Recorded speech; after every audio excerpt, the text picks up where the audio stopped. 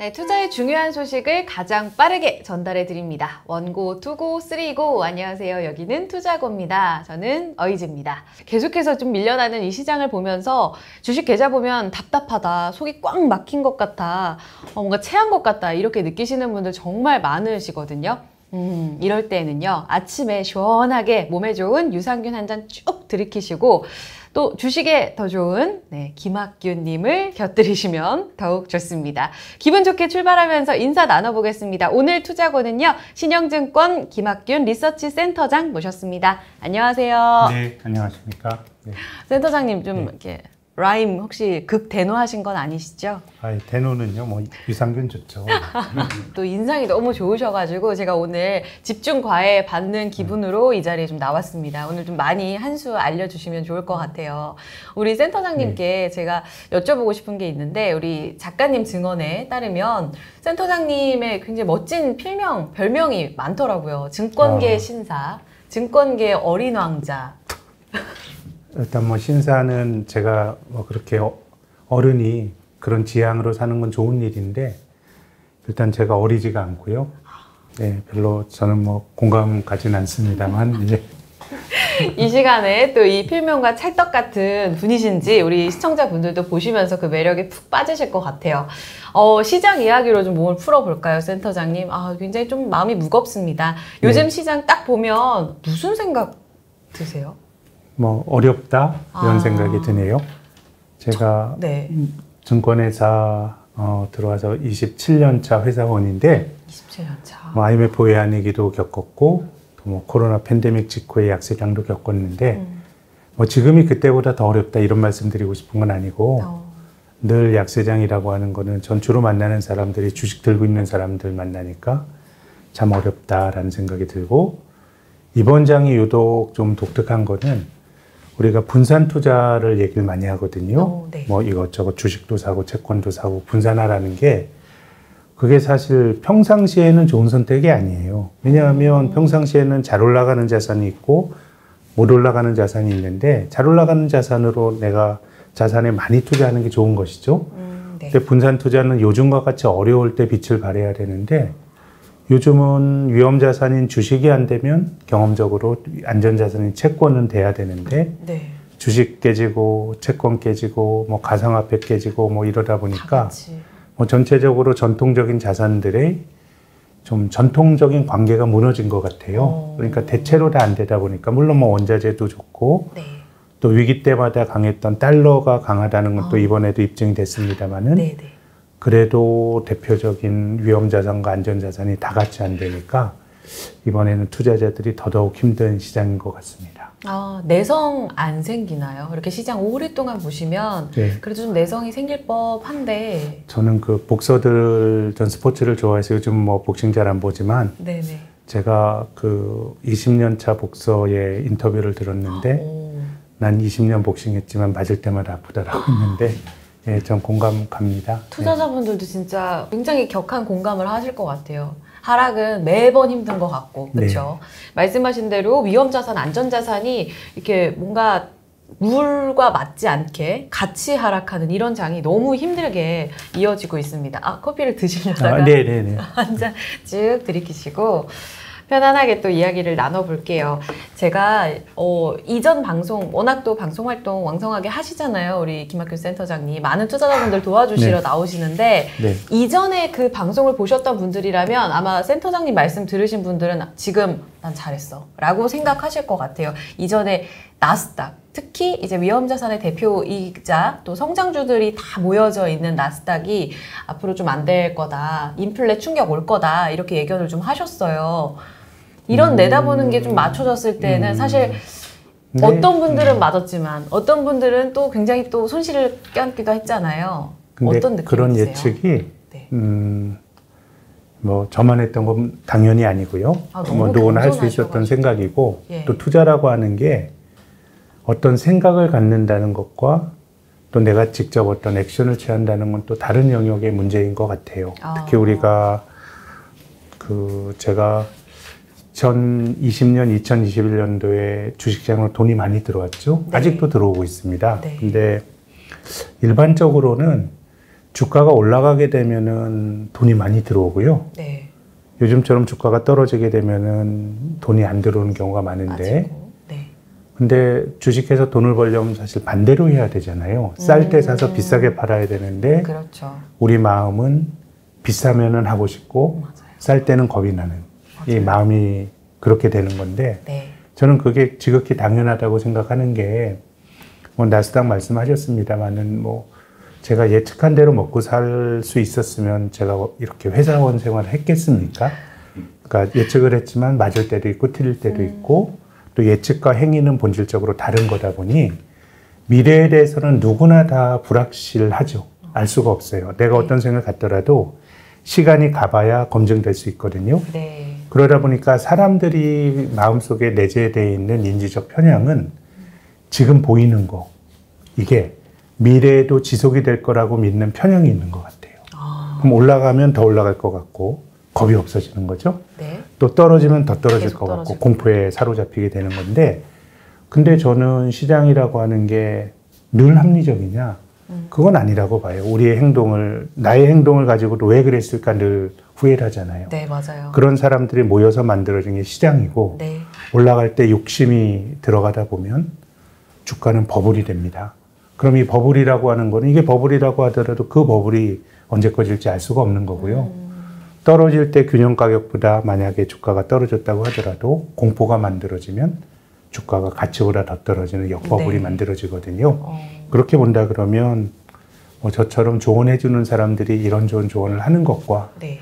나스닥이 올해 초까지 강했거든요. 네. 그럼 거기서 뭐 주식을 팔고 나가는 건 전혀 거기서 뭐 제 조언이 아니더라도 다수의 생각과 다른 액션을 취할 수 있었다 그러면 그분은 투자자로서 정말 쉽지 않은 선택을 한 것이고요. 근데 일반적인 경우는 그게 쉽지 않고, 또 뭐 저 같은 조언자의 역할은 그런 거에 비하면 굉장히 작은 영역이죠. 이렇게 주옥 같은 말씀을, 혹시 대본 지금 시청자분들께서 대본 있는 줄 아시겠어요? 이렇게 재미없는, 제가 이렇게 즐겁게 얘기하다가 예전에 시장에서의 참패를 경험하고 그랬는데, 그래도 뭐 저는 그냥 제 마음대로 편하게 말씀드려 보겠습니다. 너무 좋아요. 소신껏 말씀해 주시는 그 말씀 한마디 한마디가 이렇게 가슴에 탁 와닿는 것 같아요. 시장에 대한 내공이 진짜 깊으신 분이구나, 이런 느낌이 제가 드는데요. 감히 제가 평가할 수는 없지만 센터장님 방금 말씀하신 대로 공포와 그리고 버블, 이때 우리 예측과 행위를 반대로 해서 우리가 뭔가 과감한 결정을 할 때가 필요하다라고 말씀을 하셨잖아요. 그럼 지금은 사야 되는 거예요? 저는 기다려야 될 때라는 말씀을 드리고 싶은데요. 왜요? 지금은 일단은 네. 내가 자산에 주식이 전혀 없다. 네. 전부 현금만 있다. 그럼 저는 주식을 사도 된다고 생각해요. 왜냐하면 주식 사기 좋은 때는 없어요. 늘 불확실성 있고 위험이 있는 건데. 네. 근데 3,300보다는 지금 2,300, 400이 훨씬 낮아졌잖아요. 그렇죠. 그럼 주식을 들고 있으면 그러면 오른다는 보장이 있냐? 보장이 물론 없죠. 네. 근데 우리가 2000년대 들어서 한국 경제에 대한 여러 가지 걱정이 많지 않았습니까? 네. 종합주가지수가 2년 연속 떨어진 적이 몇 번 있을 것 같으세요? 2년 연속이요? 지금 올해 약세잖아요. 네. 내년까지 또 떨어진 적 없었습니다. 박스피는 들어봤어도 진짜 네. 2년 연속은. 예, 그러니까 박스피는 주가가 잘 못 오르고 제한된 범위에서 왔다 갔다 했던 네. 게 2011년부터 한 6, 7년 갔었는데, 네. 미국을 예로 들어보면 2차 대전 이후로 미국을 대표하는 S&P 500 지수가 2차 대전 이후로 따지면 80여 년 됐죠. 2년 연속 떨어진 경우가 있었습니다. 그래요? 몇 번 있었을까요? 한 번? 2번. 언제? 73년, 74년 오일 쇼크 때 2년 연속 있었고요. 또 닷컴 버블 붕괴가 됐을 때 그때는 3년 연속 떨어졌어요. 그땐 3년이었어요. 물론 이제 굉장히 큰 데미지가 있었지만, 예. 길게 보면 주식은 어떻게 보면 2년 연속 떨어지는 것도 흔한 일은 아니에요. 그러네요. 이래저래. 한 해 떨어지면 다음 해 또 떨어지는 거는 흔한 일은 아니기 때문에, 네네.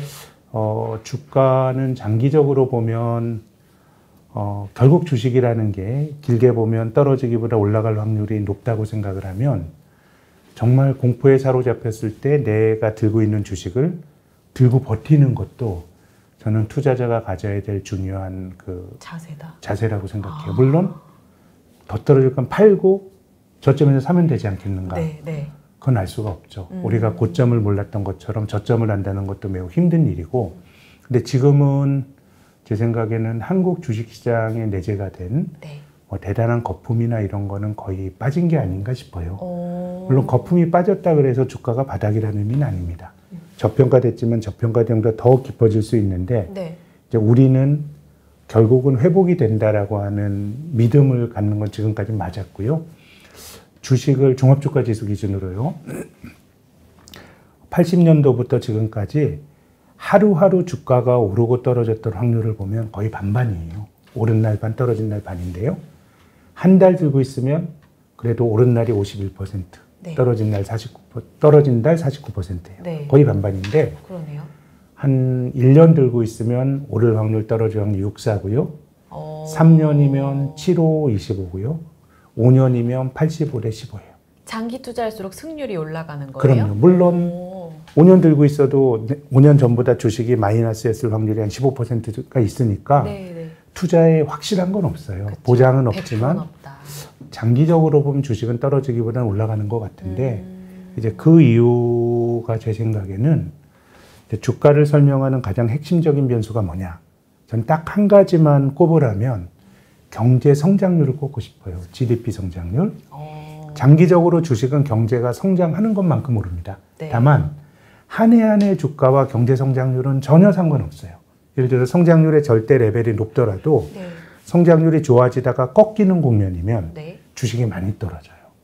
또 성장률의 절대 레벨이 낮더라도 바닥을 치고 돌아서는 국면에서는 주식이 또 많이 오르고요. 근데 이런 기간들을 다 이렇게 합쳐놓고 보면 주식은 성장률의 함수인데 우리나라가 60년대에 경제 개발을 한 이후에 네. 경제가 마이너스 성장을 했던 게 딱 3번밖에 없거든요. 언제? 80년도 2차 오일 쇼크 때, 네. 98년 IMF 외환위기 때, 외환위기. 2020년 코로나 팬데믹 때. 아. 그러니까 주식이라고 하는 거는 결국 성장률의 함수인데 네. 경제는 정도의 차이는 있지 커가기 때문에 주식시장에 대해서는 낙관론을 유지하는 게 맞는 것 같고 네네. 일본 같은 나라 주식이 안 됐던 이유는 경제는 성장한다라고 하는 가정이 입증되지 않았어요. 일본의 잃어버린 20년 동안에 네네. 일본은 역성장을 7, 8번 했거든요. 거의 한 30년 잃어버린 것 같아요. 우리가 한 20년에 한 번 역성장하는 거를 네. 그 짧은 기간 동안에 한다 그러면 이건 주식이 장기적으로 안 되는 것이고요. 그렇겠네요. 근데 제가 말씀드린 거는 네. 시장에 대한 이야기고 개별 종목에 대한 스토리는 전혀 달라요. 잘못하면 상장 폐지되는 종목이 있을 수도 있어요. 그렇죠. 그렇기 때문에 종목을 잘 골라야 하는 거는 투자자들이 하셔야 되는 거고 네. 근데 지금처럼 마켓 리스크가 있을 때는 우량주 뭐 좀 불량한 주식 가리지 않아요. 너 주식이지? 그럼 같이 떨어지는 거거든요. 네. 위험 자산이니까. 그렇죠. 그래서 개별 종목에 대한 투자는 내가 망하지 않고 돈을 버는 주식을 내가 고를 수 있는 성과는 있어야 되는 거고 무차별적으로 떨어뜨렸던 마켓 리스크는 결국 기간을 견디면 이길 확률이 높기 때문에 저는 투자란 게 꼭 뭘 해야 되는 건 아니라고 봐요. 그냥 가만히 있는 것도 투자고 그러면 지금 내 돈에 많은 네. 돈이 주식에 가 있다. 그럼 저는 설사 지금이 바닥이더라도 예를 들어서 내 투자 자금이 1,000만 원 있는데 네. 난 900만 원 갖고 있어요. 그럼 100만 원 가지고 저점에 사볼까? 네. 저점에 잘 잡게 되면 단가는 낮아지겠지만 네. 그게 대세에 무슨 상관이 있겠어요. 오히려 내가 돈이 있으면 약세장에서 나의 90%를 네. 가지고 잘 버틸 수가 있어요. 전 이건 저의 관찰의 결과인데 네네네. 떨어지면 살 수 있는 돈이 있는 것과 내 자산이 주식에 올인이 된 거는 어려운 시기에 버티는 것도 저는 중요한 투자 행위인데 버틸 수 있느냐 없느냐를 또 나름 가늠하는 또 중요한 기준일 것 같아요. 그렇기 때문에 전 설사 돈이 있더라도 네. 저라면은 돈을 주고 좀 버텨보고 싶어요. 그것이 다른 포지션을 내가 견딜 수 있게 하는 저는 어떤 심리적 조건이 된다고 생각하고요. 네. 여러분 현금 100% 가지신 분들이면 모를까 지금은 잘 버티는 것도 공부다 이렇게 말씀을 하셨습니다. 그리고 또 제가 만나는 부자들이 돈을 많이 버는 게 전 투자라는 게 네. 부자들에게 절대적으로 유리한 게임이에요. 저는 워렌 버핏이 돈을 많이 번 이유도 이 사람은 늘 현금이 있어요. 왜냐하면 시장에 대한 판단과 상관없이 벅셔 해서웨이라는 워렌 버핏이 투자한 투자회사가 보험회사예요. 돈이 계속 들어와요. 그러니까 이 사람은 늘 물론 주식을 잘 고르는 남다른 통찰도 있지만 예. 늘 주식을 살 수 있는 돈이 있고요. 네. 제 주변에서 돈 많은 사람들이 돈을 많이 버는 것도 보면 자산을 주식에 다 넣지 않아요. 그리고 여윳돈이 있다 보니까 주가가 좀 떨어지면 어때? 나한테는 또 기회가 되는 거죠.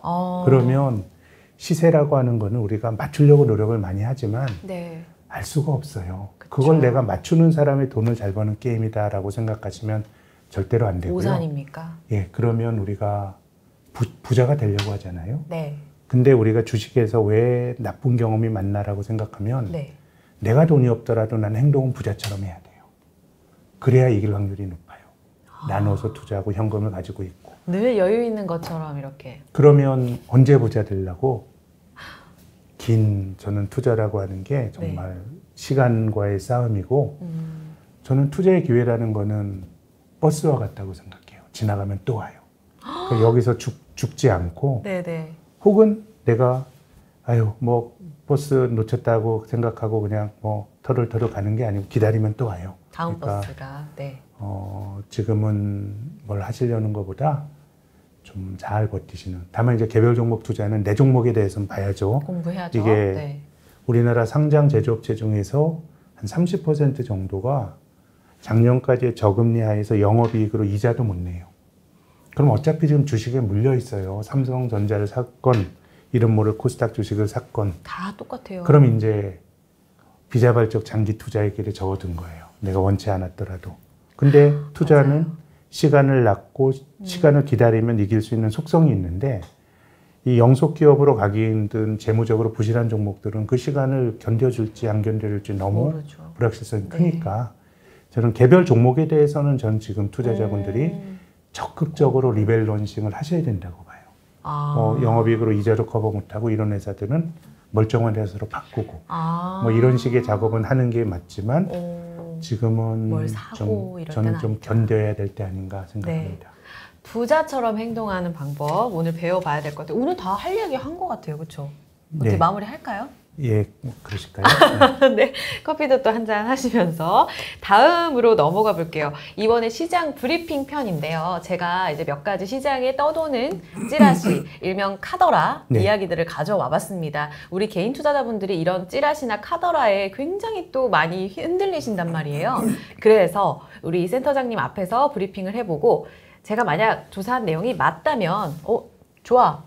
조사 잘했구만 해주시고 만약에 틀렸다면 단칼에 틀렸어 라고 단호하게 이야기를 해주시면 됩니다. 네.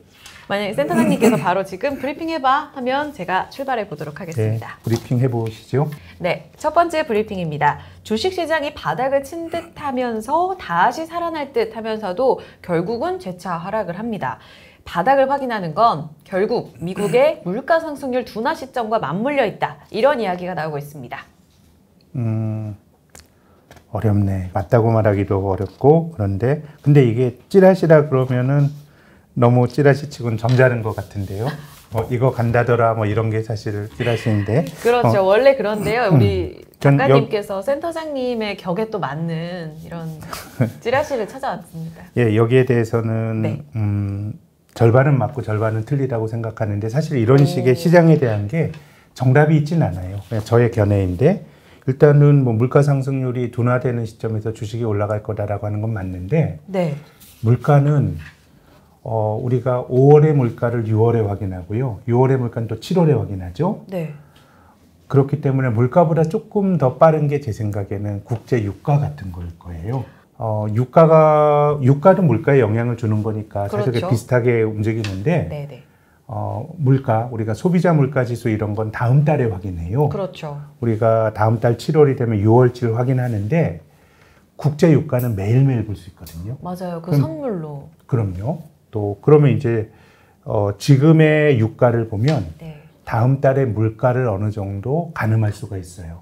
지금 밀 가격. 그래서 제 생각에는 이 표현 자체는 틀리다고 말할 수는 없는데 투자의 관점에서는 우리가 뭔가 선행성을 가진 지표들을 찾아야 되잖아요. 그렇죠. 그러면 이제 국제 유가 네. 혹은 뭐 곡물 가격 이런 거 매일매일 볼 수 있어요. 그럼 상품 가격이 예, 중요하다. 그런 게 오히려 지금은 물가를 끌어올리는 요인 중에 중요한 부분이 원자재 가격 올라가서 물가가 밀려 올라가는 거거든요. 네. 그래서 물가가 중요한데 물가를 미리 가늠할 수 있는 원자재 가격을 열심히 보자 이런 말씀을 드리고 싶습니다. 감사합니다. 틀린 게 아니고 첨삭 정도 되겠네요. 아, 네. 조사는 잘 했는데 예. 여기서 첨삭을 해보자. 그리고 특히 상품 시장 안에서도 유가를 보자는 건 말씀하신 대로 그 물가에 끼치는 그 영향 자체가 유가가 지금 제일 크기 때문인 거죠?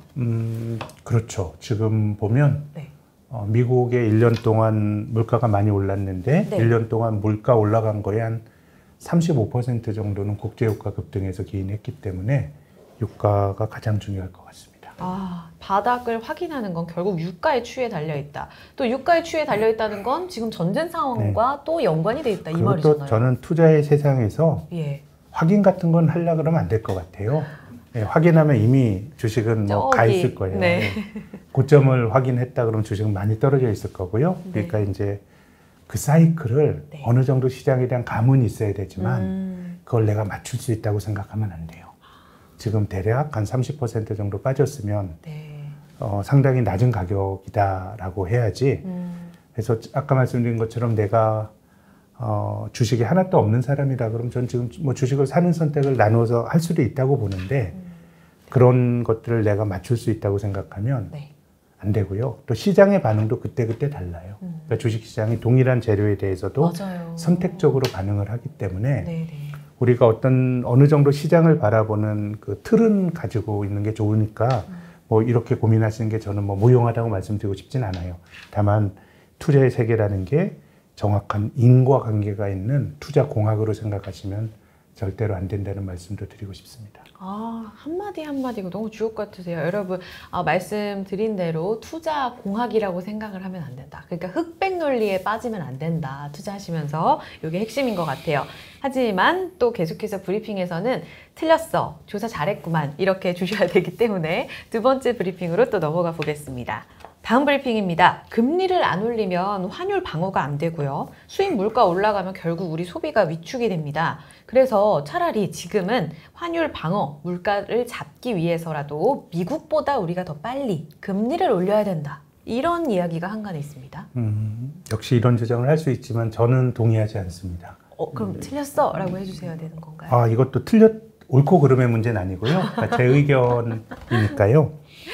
왜 그러냐면 한국은행은 이미 미국보다 열심히 먼저 올렸죠. 미국은 3월부터 네, 금리 맞습니다. 올렸는데 한국은 네. 작년 8월부터 올렸는데 예. 이 미국 사람들이 갑자기 우리는 0.25%포인트씩 5번 올렸는데 0.50%포인트 올리는 빅스텝, 0.75%포인트 올리는 자이언트 스텝 하니까 금리가 같아졌어요. 네. 근데 이제 미국보다 금리가 낮다라고 하는 게 편하진 않죠. 왜냐하면 우리가 그냥 그 상식적으로 생각해 보면 이자율이 높은 나라로 자금이 가는 경향이 있죠. 한국의 이제 금리라는 게 어떻게 보면 예금하고 우리가 받을 수 이자인데 그렇죠. 한국보다 미국의 금리가 높고 이자를 많이 준다 그러면 한국에서 돈 빼서 미국으로 간다라고 하는 건 충분히 생각할 수 있는데 네네. 제 생각에는 두 가지 정도를 고민해 봐야 될 게 이제 첫 번째, 정말 갈 거냐. 왜냐하면 세상이 한국과 미국만 있는 거 아니에요. 근데 미국을 제외하면 한국의 금리가 비교적 높은 편입니다. 우리나라 일반적으로 우린 국채 같은 게 외국인 네. 투자가들이 많이 투자하거든요. 그 나라 정부가 발행한 채권이니까 네. 정부는 웬만하면 안 망하니까 신용도가 높아요. 네. 근데 우리나라 국가 신용 등급이 높을 것 같으세요? 일본이 높을 것 같으세요? 지금 현재요? 네. 성장률 말씀 아까 말씀하시죠. 얘기를 하셨기 예. 때문에 저는 성장률로 또 신용등급도 정해지지 않나 싶으면 한국이 높을 것 같은데. 맞아요. 근데 이것은 꼭 성장률의 문제라기보다 그래요? 네. 신용도는 돈을 앞으로 많이 벌 거냐. 사실 돈을 벌어야 빚을 갚을 수 있으니까 그 말이지만 네. 얼마나 부채가 많으냐 당장 이런 거 가지고 영향을 많이 주는데 일본은 GDP 대비 국가 부채가 한국보다 훨씬 높은 나라. 전 세계 제일 높습니다. 250%. 우리도 지금 가계부채 난리 났다고 하는데. 지금 말씀드린 건 정부 부채. 예, 정부 부채로만 국가 봤을 신용 등급. 때 그때 예. 일본이 높다고요? 전 세계에서 가장 높은 쪽에 속하니까 네. 우리나라의 국가 신용 등급이 일본보다 높습니다. 그러면 국가 신용 등급이 높으면 괜히 이자율이 자랑스러운데요? 예. 낮은 게 좋죠. 한국 정부가 일본 정부보다 신용도가 높아요. 채권은 한국 정부가 돈을 빌리고 대가로 주는 건데 네. 우리가 신용도가 높은 분은 은행에서 돈 빌리고 은행에서 돈을 못 빌리시고 신용도가 떨어지시는 분들은 저축은행에서 빌리시잖아요. 고금리로 또 그러면 빌리죠. 이자율을 높은 이자 주고 그렇죠. 빌리잖아요. 네네. 그럼 이론적으로 보면 네. 우리나라 국가 신용등급이 일본보다 훨씬 높은데요.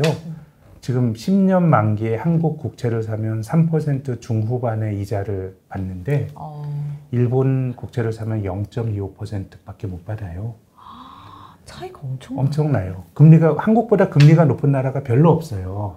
아. 그러면은 글로벌 자본이 네. 세상에 한국과 미국만 존재하는 게 아니고 많은 나라에 분산 투자를 하는데 그렇죠. 한국보다 미국 금리가 높아졌다 그래서 한국을 팔고 나가면 그럼 유럽이나 일본이나 한국과 비슷한 경제적으로 한국은 저는 선진국이라고 생각하는데요. 그 반열에 있는 나라 중에서 살 수 있는 나라가 없어요. 그래서 제 생각에는 글로벌 비교에서는 한국 금리가 결코 낮지 않다.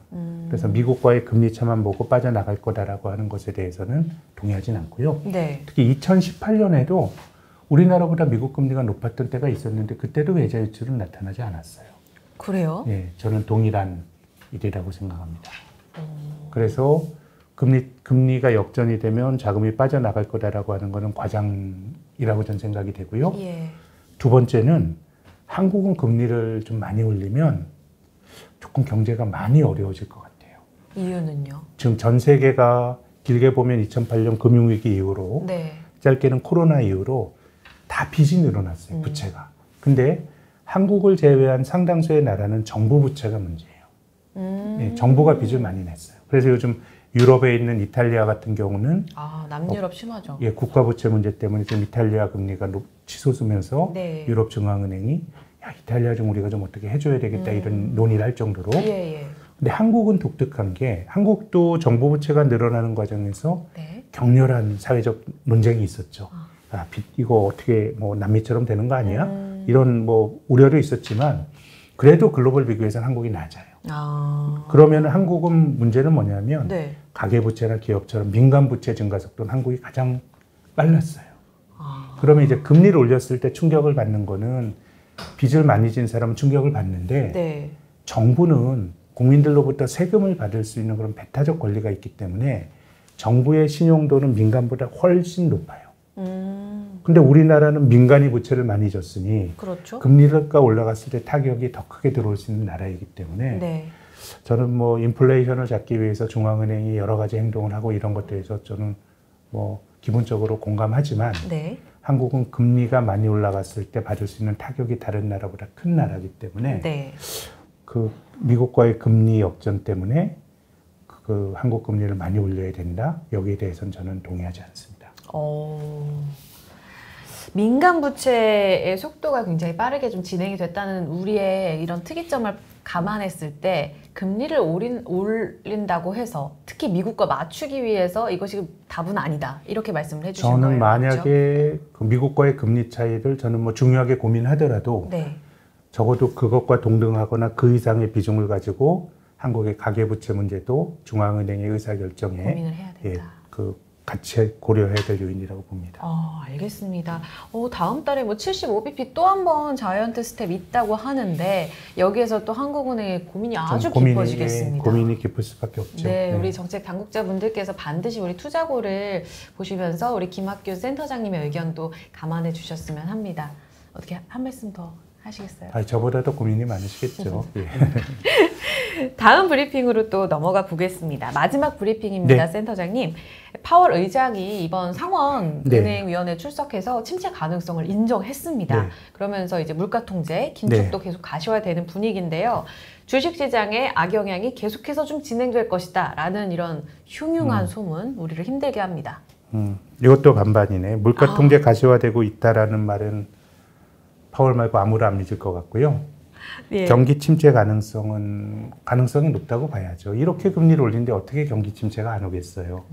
그리고 그 중앙은행이 금리를 올리는 목적 중에 하나는 경제에 과잉 수요가 존재해서 사람들이 과소비를 하면 물가가 올라가거든요. 네.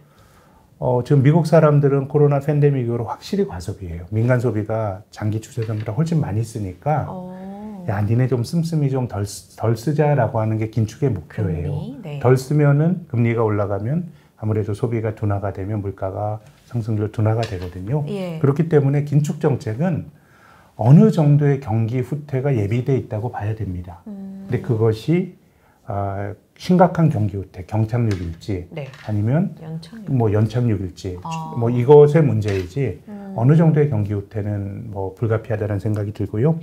다만 이제 인플레이션이 지금의 인플레이션이 꼭 이런 수요 요인이라 그러면 중앙은행이 금리로서 잡을 수가 있는데 우리가 논의한 것처럼 유가 올라가는 거 이게 전쟁 때문에 올라간다 그러면 연준이 금리 올린다고 전쟁이 멈춰지는 건 아니잖아요. 네. 그래서 지금의 유가는 수요 측면의 요인, 공급 측면의 요인이 같이 존재하는데 네. 중앙은행은 수요에만 영향을 줄 수가 있어요. 네. 공급은 중앙은행이 컨트롤할 수 없기 때문에 네.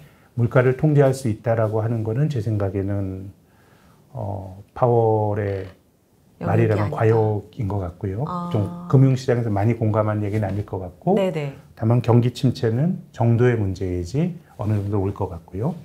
근데 이제 주식시장 입장에서는 네. 한국 주가가 30% 정도 밀렸는데 이 정도면 경기 침체에 대한 우려를 반영하고 있다고 봐야 됩니다. 이미. 예, 뭐 하반기에 경기가 설사 꺾인다고 하더라도 세상적인 주식이 더 떨어질 것 같지는 않아요. 이미 반영하고 있고. 근데 과거 우리 증시의 약세장에서는 종합주가지수가 슬프게도 반토막이 났어요. 50% 이상씩 밀렸어요. 그럼 지금 더 남아 있는 거잖아요. 그럼 이제 여기서 더 가는 경로가 뭐냐 보면 네. 단지 경기가 나쁘다 그러면 주가가 한 20-30% 떨어지면 경기 침체는 반영했던 것 같고 네. 여기서 주식이 더 떨어지는 거는 뭔가 심각한 경제 위기가 발생할 때. 예, 우리나라 과거의 주식이 그 2000년대 이전에 1000에서 500까지 빠질 때는 어떤 일이 있었냐면 대우그룹, 현대그룹 유동성 위기가 있었어요. 그러니까 은행들이 휘청휘청거리고 네. 또 2000년대 초에는 카드 위기가 있었어요. 전 국민이 카드를 신나게 긋다가 빚을 못 갚으면서 경제 위기죠. 네네. 2008년도 미국의 글로벌 금융위기도 신용위기였어요. 빚내서 집 산 사람은 빚을 못 갚았어요. 네. 그래서 자본주의에서 위기는 금리가 낮을 때 부주의하게 돈을 빌린 사람이 돈을 못 갚으면서 은행이 돈을 떼어요. 파산하면서. 그럼 금융기관은 돈을 돌게 하는 매개체 역할을 하는데 은행이 돈 띄면서 대출도 못 해주고 오히려 대출을 회수해요. 이런 걸 신용경색이라 그러고 이런 신용경색이 실물경제에 다시 부정적인 영향을 주는 게 금융위기의 일종의 메커니즘인데 네. 이런 일이 발생했을 때 주식은 반토막이 났던 것 같아요. 그럼 지금이 과연 그런 일이 발생할 거냐? 네. 여기에 대해서는 저는 아닐 거라고 봅니다. 제 견해는. 제 바람도 있지만 네네. 경제 구조가 좋고 이런 거 전혀 아니고요. 예. 어떤 포인트예요? 빚도 너무 어지간히 져야 뭐 적당히 부채 올라가면서 갚내야지. 근데 전 세계적으로 부채가 너무 많아졌어요. 지금 그 길을 가는 게 일본이에요. 빚이 너무너무 많다 보니까 네. 이자율 올라가는 거를 일본 중앙은행이 그냥 길을 쓰고 막고 있어요. 그러니까 미국 금리가 이렇게 올라가는데 일본은 금리 못 올라가게 막으니 네네네. 엔화가 아주 급격하게 약해지는 거고요. 예. 그렇게 본다 그러면 전 정도의 차이는 있지 글로벌 경제가 그런 쪽으로 가고 있는 거 아닌가. 그렇게 보면 제가 생각하는 그림은 찬바람이 불고 그러면 중앙은행이 내가 어떤 수를 써서라도 인플레이션을 잡겠다라고 하는 생각을 포기할 것 같아요.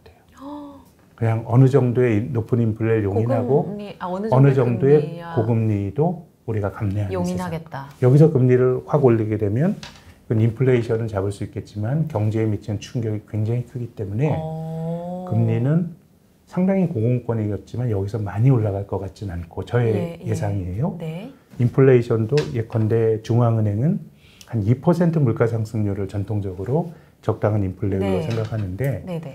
2%까지 내리기 위해서 막 금리를 올리기보다는 그냥 예를 들면 3-4%의 인플레이션을 그냥 용인하고 어느 정도의 금리를 그냥 용인하는 그런 정도의 조합이 현실적이지 않을까라는 생각은 드는데요. 네. 근데 아무튼 여기서는 경기보다는 뭔가 취약한 경제 주체들이 어려워지지 않는지 이게 투자자 입장에서는 좀 관심 있게 보셔야 될 포인트라고 봅니다. 네. 그렇군요. 역시 뭔가 공식적으로 접근을 하면은 늘 옳지 않은 답이 나오는 것 같아요. 말씀해 주신 대로 일부는 이렇게 접근을 하고 하지만 또 우리가 체크해야 될 변수들은 여기에 있으니 이런 부분들도 확인을 하자 이렇게 말씀을 주시니 진짜 우문현답인 것 같아요. 저는 뭔가 이렇게 속이 뻥 뚫리는 뭐... 유산균 먹은 것 같은데 예. 죄송합니다. 예. 또 말씀을 이렇게 깔끔하게 정리를 해주셨습니다. 경착륙 여부에 대해서는 일단 뭐 우리의 바람도 반영이 되곤 있지만 상대적인 것이기 때문에 크게 또 우려할 필요는 없다. 다만 우리가 이제 가계부채에 이런 포인트가 있기 때문에 개개인들의 이런 파산 움직임들을 좀 체크해 가자라는 말씀을 해주셨습니다. 다음 코너는요. 그때는 맞고 지금은 틀리다. 여러분들 요즘 주식시장이 하루하루 표정이 너무 달라서 정말 어제 맞았던 이야기가 오늘은 뒤집어 보면 좀 다른 경우들이 많습니다. 그래서 그때는 맞지만 지금은 틀린 점, 바뀐 시각에 대해서 이야기를 들어보고요.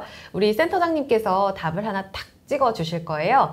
다만 이 부분에 대해서는 우리 투자자분들께서 좀 명심해야 되실 부분이 있는 게 저희가 추천을 드리는 게 아닙니다. 그래서 투자의 참고로 좀 끝까지 이야기를 쭉 들어봐 주시고 좀 반영해 주시면 좋을 것 같습니다. 바로 가볼까요? 첫 번째 질문입니다. 센터장님. 네. 13년 만에 1,300원을 돌파한 이 원달러 환율 일시적이다. 꺾일 거다죠? 아직 한참 더 올라간다. 꺾일 거다라고 봅니다. 이유는요? 이 환율이 그 나라별로 보면 이게 다 달러와 비교한 환율이잖아요. 네.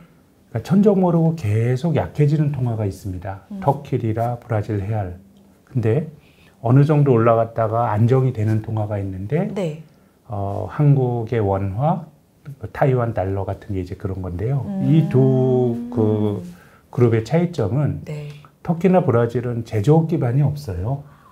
그래서 통화 가치가 약해지게 되면 수출하기가 좋잖아요. 그쵸. 예, 수출 가격 경쟁력이 생기니까 수출이 늘고 그럼 무역 수지가 개선이 되고 달러가 들어오면은 달러 가치가 떨어지고 자국 통화 가치가 높아지잖아요. 네. 이런 식의 그 순환 메커니즘이 터키나 브라질 같이 제조업 기반이 없는 나라는 작동하지 않아요. 그래서 우리가 터키나 브라질 같은 나라의 채권에 한국의 중산층들이 브라질 채권 많이 들어갔잖아요. 10% 넘는 이자 주는데 네. 이자는 좋지만 여기에 내재가 된 리스크는 환율이에요. 통화 가치가 계속 약해질 수가 있는 건데 우리와 대만 같은 경우는 기본적으로 제조업 경쟁력이 있다 보니까 네. 시간이 지나면은 수출을 통해서 뭔가 좋아지는 효과가 있고 또 한국과 대만의 또 다른 공통점은 내수가 안 좋아요. 한국이 뭐 아이 안 낳는 뭐 출산율 이런 걸로 보면 네. 정말 비교할 만한 나라가 없을 정도로 낮은데 대만도 마찬가지예요. 그래요? 이게 동아시아 사람들이 서로 좁은 데 몰려 살고 경쟁 지향적이라서 그런지 모르겠지만 아무튼 그래서 내수가 안 좋으니까 네. 불황용 흑자라도 계속해서 무역 흑자가 나는 구조거든요. 그렇게 본다 그러면 우리나라 통화 가치는 여기서 더 약해지기보다 저는 시간이 지나면 1,300원 밑으로 떨어질 거다라고 생각하는데요. 네. 다만 지금의 1,300원이 과거의 1,300원과는 조금 다르다고 봅니다. 지금 이제 2008년 금융위기 이후 13년 만에 지금 1,300원 갔다는 거 아닙니까? 네. 그럼 원화 가치가 다시 금융위기 때 났던 레벨로 간 건데 그 당시에 N달러 환율은요 125엔 했어요. 125엔이요? 근데 지금 135엔 하죠. 그러니까 엔화는 지금보다 더 약해요. 더 약해진 거네요. 유로도 달러보다 지금 13년 전보다 더 약해요. 그러니까 위기가 생기면 늘 달러가 강해지는 현상은 발생하고 지금도 본질은 그건데 네. 뭐 큰 경제 권역 유로존과 일본을 보면 환율이 그때보다 더 약해졌으니 지금은 유독 한국의 리스크가 반영이 되고 있다기보다 그냥 달러 강세인 것 같아요. 그렇기 때문에 이것이 뭐 한국의 개별적인 아직까지는 네. 뭐 가계부채 문제 이런 것들 좀 걱정된다는 말씀 일부에서 드렸지만 네네. 달러 강세로 보는 게 원화 약세보다 때문에 네. 통화가 네네. 그리고 또 우리나라는 제조업 경쟁력이 기본적으로 있는 나라이기 때문에 네. 여기서 환율이 더 올라가기보단 저는 안정되는 쪽으로 생각을 합니다. 다행인 거잖아요, 그렇죠? 그럼요. 네. 이게 뭐 원달러 환율이 높을 때 수출 기업들이 수출 잘 된다 뭐 이런 것도 있지만 네. 기본적으로 우리나라는 다른 나라와 같이 세계에서 교역을 하면서 먹고 살아야 될 나라거든요. 네네. 그러면 원화 가치가 약해진다라고 하는 거는 네. 한국 사람들이 먹고 사는데 비용이 높아진다는 얘기예요. 1달러 그렇죠. 살 때 맞아요. 뭐 인플레면 그렇고 네네. 1달러 살 때 우리가 몇 해 전만 하더라도 1,050원이면은 1,050원 주고 1달러 샀는데 지금 1,300원 줘야 1달러 얻을 수 있으니까 전체적으로 우리가 살아가는 비용이 높아지는 그렇죠. 거니까 뭐 전체적으로 보면 좀 실이 많다고 봐야죠. 또 지금처럼 인플레이션이 문제가 될 때 말씀하신 것처럼 수입 물가를 높이는 요인도 있기 때문에 저는 실이 더 많다라고 봅니다. 알겠습니다. 그런 상황에서 이제 1,300원에서 조금은 안정권에 접어들지 않을까. 그러니까 워낙 약세 요인보다는 달러 강세의 추이에 너무 좀 쏠려 있었기 때문에 이런 흐름이 나왔고 이제 좀 꺾일 것으로 좀 전망을 해주셨어요. 두 번째 질문 가겠습니다. 2018년 미국이 긴축했을 때, 그러니까 코로나 전에 이제 네. 이때 옐런 때인가요? 2018년이면 파월이 들어왔을 때입니다. 파월이 2016년에 들어왔으니까요. 저는 트럼프 행정부 때라서 무조건 옐런 의장이었나라고 생각을 했습니다. 이제 파월 의장이 이제 들어와서 미국 정책 금리가 2.5%까지 갔습니다. 그런데 지금은 사실 인플레이션에 대한 우려가 굉장히 큰 상황임에도 불구하고 미국의 정책 금리 1.75% 기준금리입니다. 이 상황에서 무조건 더 올릴 거다. 더 올리지 마. 이대로 가면 더 죽어. 어느 쪽일까요? 일단 올려야 되겠죠. 2018년에 인플레이션이 있을 때 미국의 물가 상승률은 2.9%까지 갔었습니다. 근데 중앙은행이 이상적으로 생각하는 물가 상승률 2%보다 훨씬 높았고 네. 이것도 우리가 지나가 나서 결과를 알고 보니까 그때 2.9%가 피크였지. 그 시점에서 보면 야, 물가 상승률이 3% 넘어가는 거 아니야라는 그 당시에 보면 그런 불확실성은 있었는데요. 근데 2.9%일 때 미국의 그 기준금리가 2.5까지 갔다 그러면 네. 지금 물가가 어쨌든 8%대에서 움직이잖아요. 예. 그렇게 본다 그러면 당연히 그때까지는 가야 되고요. 네. 근데 한 번 자이언트 스텝을 밟으면 7월 달에 0.75%포인트 올리면 그때 금리가 됩니다. 2.5가 돼요. 네네. 이제 그 다음부터는 제 생각에는 한 3% 정도 내외가 좀 중요한 변곡점이 아닐까 싶은 것이 한 3% 정도 간다 그러면 지금 금융시장은 그런 우려까지도 어느 정도 좀 반영하고 있다고 생각하는데 여기서 만약에 중앙은행이 인플레이션을 잡기 위해서 내가 3% 수준에서도 파월 의장이 네. 인플레이션에 대한 결기를 드러내면서 너 인플레 잡힐 때까지 내가 계속 때릴 거야 그러면 주식이 저는 더 많이 떨어질 거라고 봅니다. 그때가 되게 중요한 변곡점일 거라고 봐요. 아까 말씀하신 것처럼. 네. 미국도 정보 부채가 굉장히 많고 네.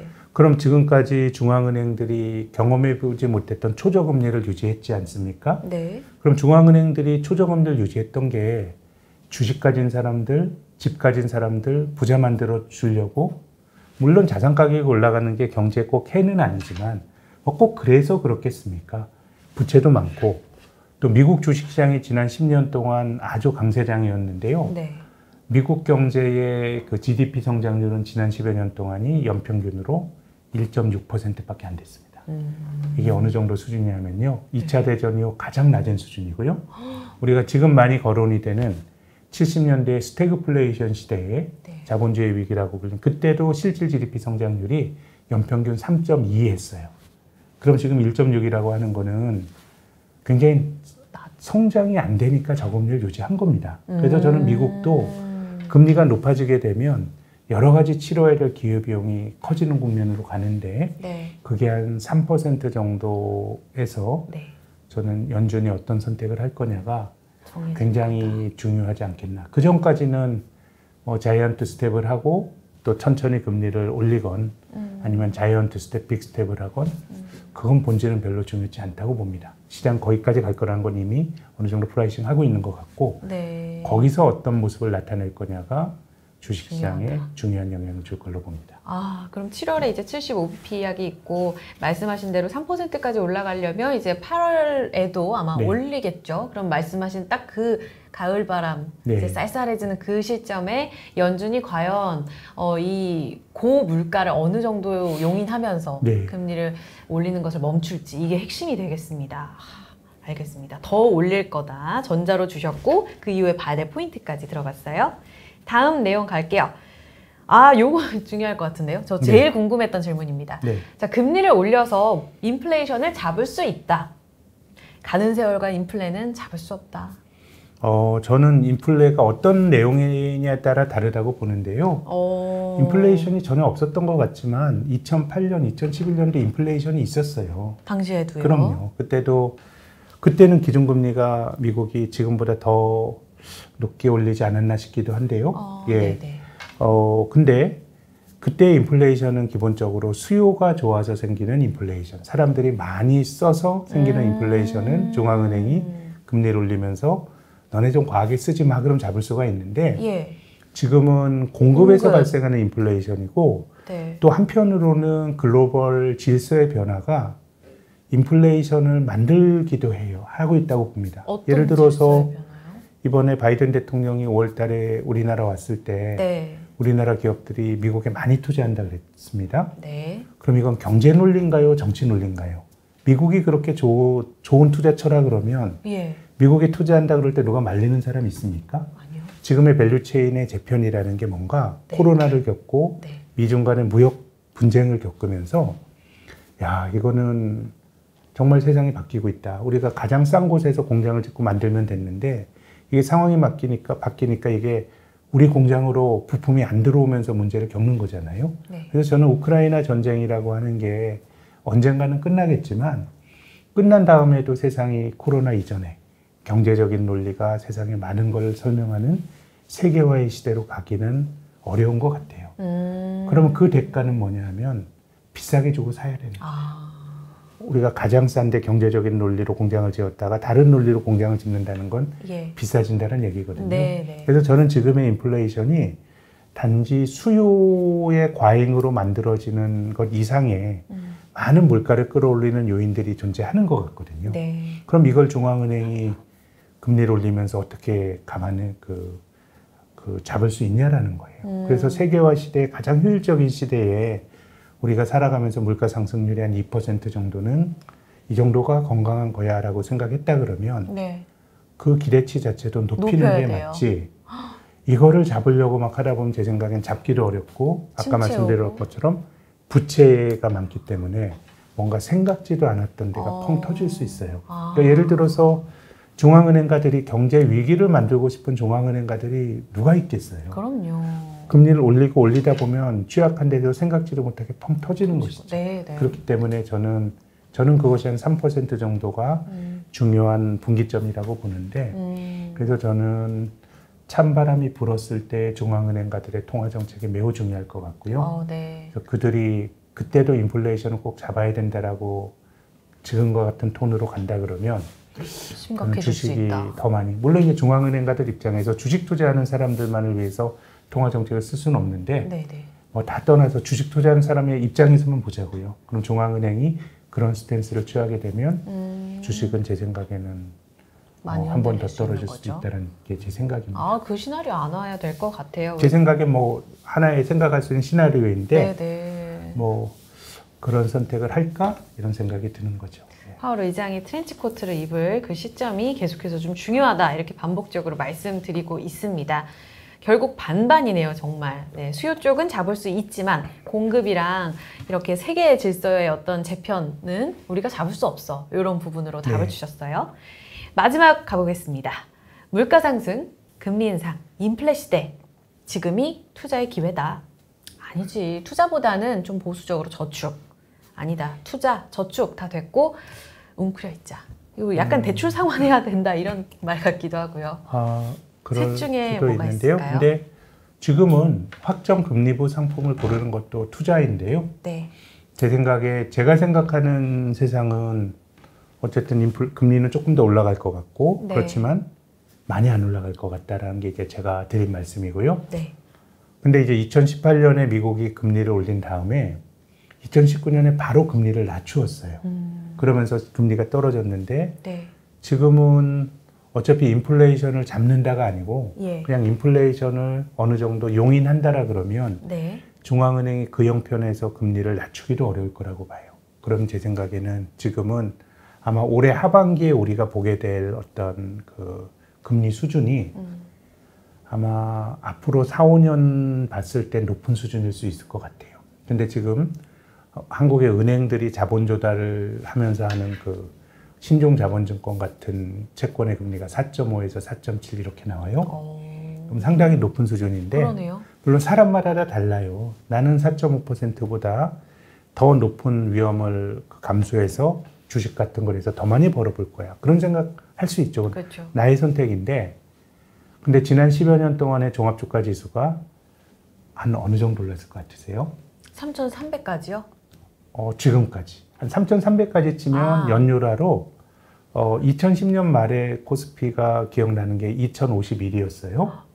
그럼 지금 2,400이라 치면 12년 동안 했으니까 연율화로 한 1.8 정도밖에 안 되고 3,300으로 하더라도 한 3% 중후반일 거예요. 물론 배당 빠졌죠. 네. 배당을 넣으면 주식이 괜찮아지는데 그렇다고 하더라도 4.5, 4.7이라는 거는 높죠. 이거는 코스피 정도 되는 수익률인 것 같아요. 제가 그런 거라 그러면 아까 말씀드린 것처럼 내 자산을 주식은 또 많이 빠지면 또 상대적으로 탄성이 크니까 기회가 있는 거긴 한데 네.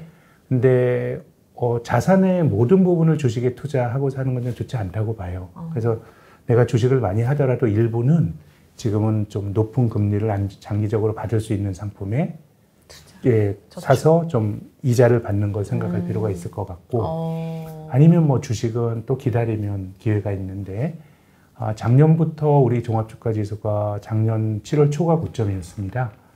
그럼 얼추 1년 조정을 받았는데 예.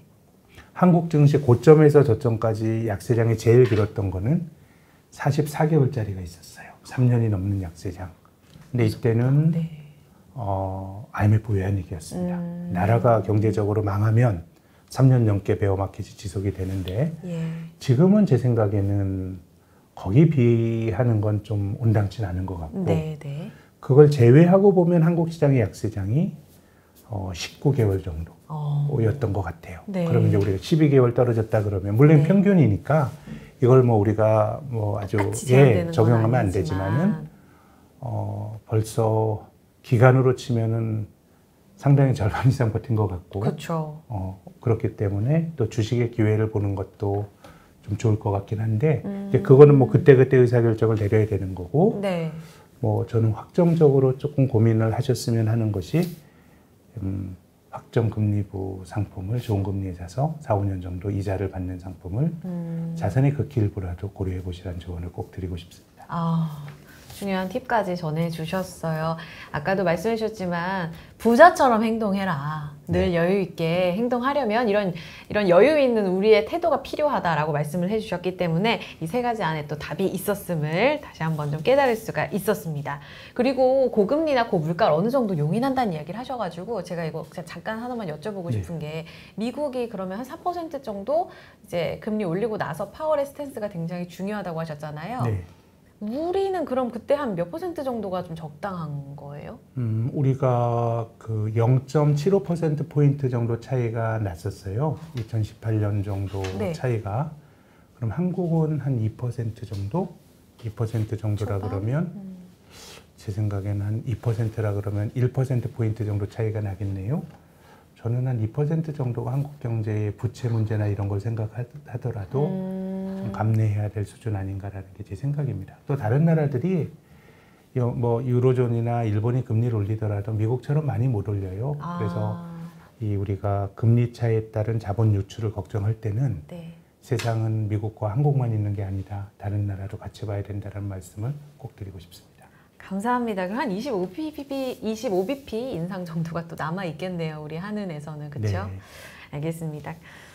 오늘 이렇게 지금은 그때는 맞고 지금은 틀리다 내용까지 쭉 들어보면서 사실상 포트폴리오에 대해서 여러분들이 어떤 스탠스를 갖고 지금 투자에 임해야 되는지 답이 사실 다 나온 것 같습니다. 혹시 우리 쭉 이야기를 들어봤는데요. 오늘 하시고 싶은 이야기는 다 하셨어요? 혹시 투자자분들께 꼭 해드리고 싶은 조언이라든지 라는 내용이 있을까요? 충분히 드렸습니다. 투자라는 게 저는 그 신문 같은 데 보고 워렌 버핏이 뭐 몇백억 불 깨졌네 이런 기사를 보면은 좀 이상하긴 해요.